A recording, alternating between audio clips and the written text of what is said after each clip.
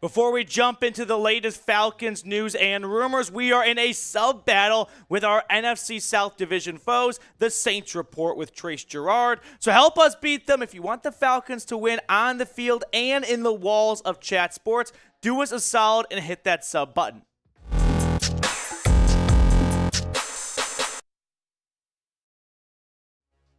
Coming up on today's show, the Falcons re-signed an offensive lineman. Plus, we got some DeAndre Hopkins trade rumors to talk about because we've already seen a handful of receivers get traded so far. Hopkins has not been dealt. So, with some other teams who were in the market for a receiver dropping out, could the Falcons emerge as a destination for DeAndre Hopkins? But first, this from Tom Pelissero. Veteran offensive lineman Germain Ifedi, one-year deal back to the Falcons. The former Seattle Seahawk, then Chicago Bear offensive lineman, followed Ryan Pace down to Atlanta, and now he is back for another year. He only played 8 snaps for the Falcons last year. He was sort of he can be a bit of a flexible guard or tackle, but expectations for him are about 8 snaps worthy, right? This is a clear prove it type of situation, not a guarantee to make the 53-man roster, but if he does and he's able to go back to that first round status he once was with the Seahawks, that could provide some really nice depth for the Falcons if some injuries occur.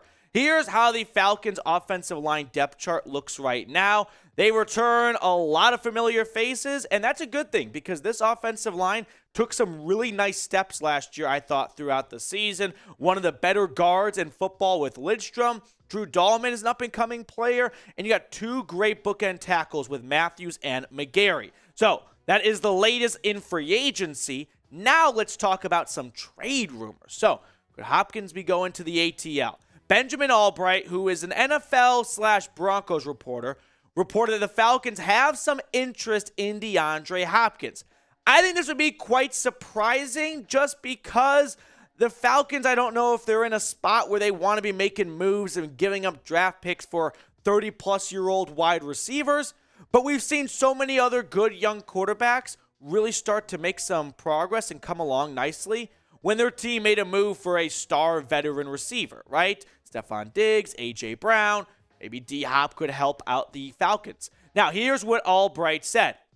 Teams I'm told are interested with the possible capital to pull it off for Hopkins include, but aren't limited to, the New England Patriots, New York Giants, Tennessee Titans, and Atlanta Falcons. So, now I want to hear from everyone watching right now.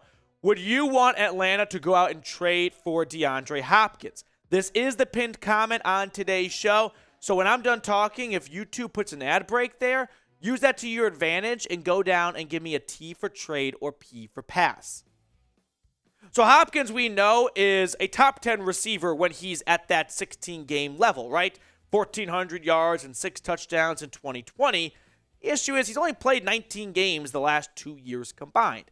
Of course, he served a 6-game PED suspension to start 2022, and in 2021, he suffered from some ankle injuries that kept him off the field. So he's only been a 1,200-yard combined receiver over the last 2 seasons.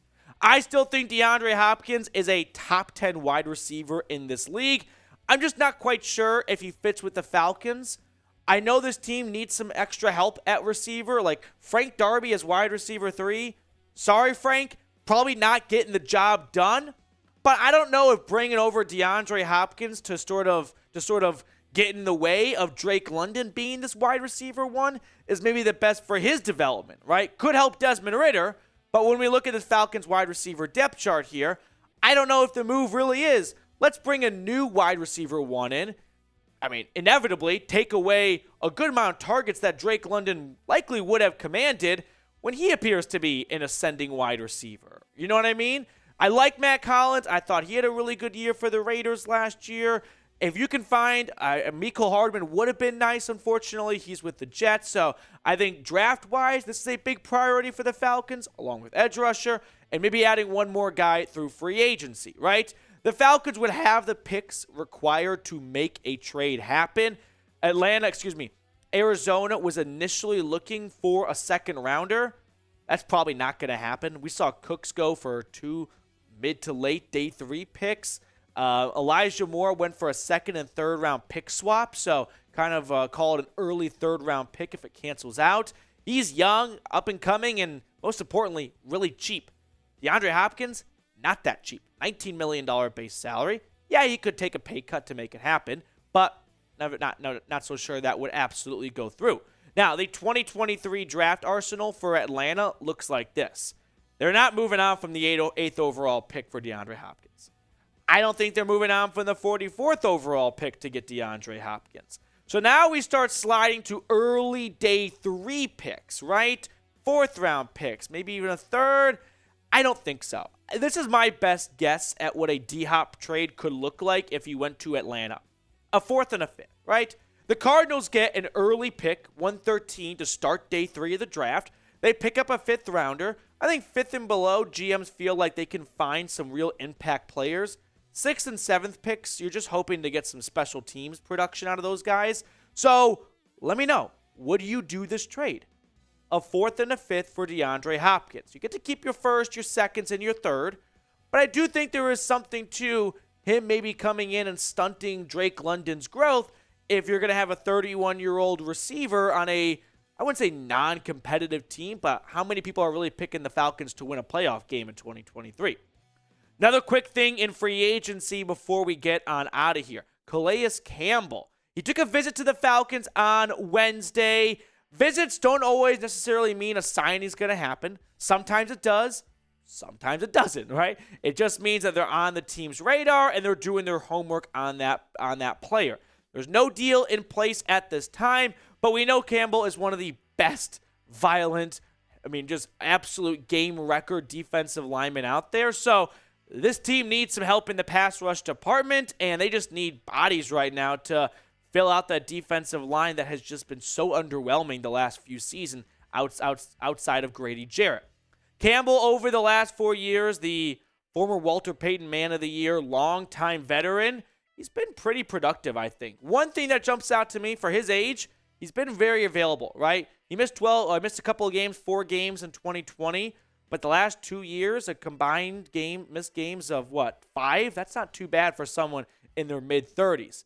Campbell is 36. I think he could be a nice rotational piece on this defense if the Falcons do end up signing him. I'm not quite sure if he'll come in and be, an every down player at that age, but I do think you could get a nice rotation between him, Grady Jarrett, David Onyemata, right? You can kind of slot Graham down a pedestal and rotate those 3 more often. So it's not, a bad move, I think, to bring on Campbell. I don't think he's really stealing anything from anyone else, but I like the Falcons going after some veteran players. I know it's always fun to say go young, but you know what happens when you go young? You usually suck. And this team has been a bit towards sucky rather than good the last few years. So why not bring some veteran guys who know what they're doing in the National Football League?